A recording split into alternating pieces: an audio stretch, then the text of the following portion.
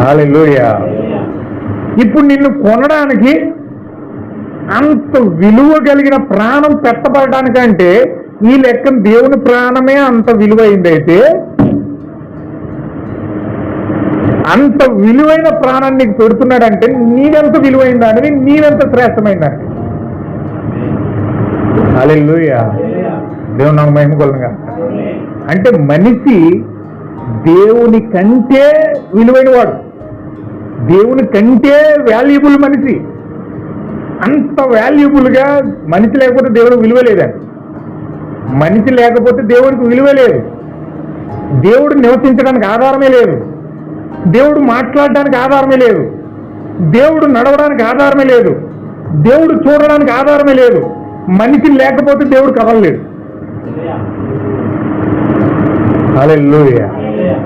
ఏమన్నా అర్థమవుతుందా మీకు? మనిషి లేకపోతే దేవుడు కదలలేడు.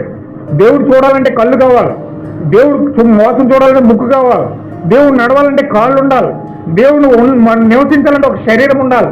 ఇవన్నిటిని ఆధారం చేసుకుని ఒక విలువైన ప్రాముఖ్యమైన దేవుడు కదిలే ఒక సాధనముగా దేవుడు ఆదాముని చేసుకున్నాడు. ఆమేన్. హల్లెలూయా. అంటే దేవుని కంటే ప్రాముఖ్యమైన మా వ్యక్తి ఎవరైనా మనిషే. దేవుని కంటే విలువైన వాడు, దేవుని కంటే ప్రాముఖ్యమైన వాడు, దేవుడు నడవడానికి ఒక ఆయుధముగా ఉపయోగపడిన వాడు, దేవుడు చూడడానికి ఒక ఆయుధం ఇది. అలాంటి ఆయుధము దేవుడు తయారు చేసుకుని ఏదేం తోటలో పెట్టాడు. హల్లెలూయా. ఎందుకు అంత వాల్యుబుల్? దేవుని యొక్క ప్రాణము పెట్టగలిగే అంత విలువ కలిగిన శ్రేష్టము కలిగిన ఆ ప్రాణాన్ని దేవుడు పెడుతున్నాడంటే అంత శ్రేష్టవంతమైన విలువ మనిషికి దేవుడు ఇచ్చాడు.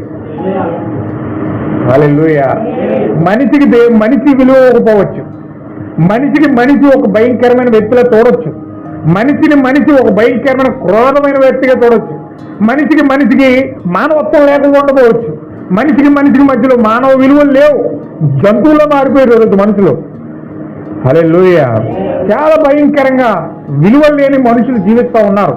మనిషికి నమ్మకం లేదు, మనిషి మీద వాల్యూ లేదు, మనిషి ఏమీ కూడా ఒకరినొకరు సహకరించుకుని ప్రేమ కలిగి ఒక సహవాసం చేసి నడిచే అవకాశము భూమి మీద మనుషులకు లేదండి.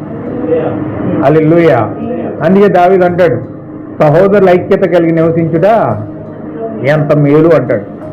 అంటే ఎందుకు ఐక్యత అని చెప్తున్నాడంటే, ఎందుకు ఐక్యత కోసం మాట్లాడుతున్నాడంటే ఆ ఐక్యతలో దేవుడు ఉన్నాడు. ఆ విలువ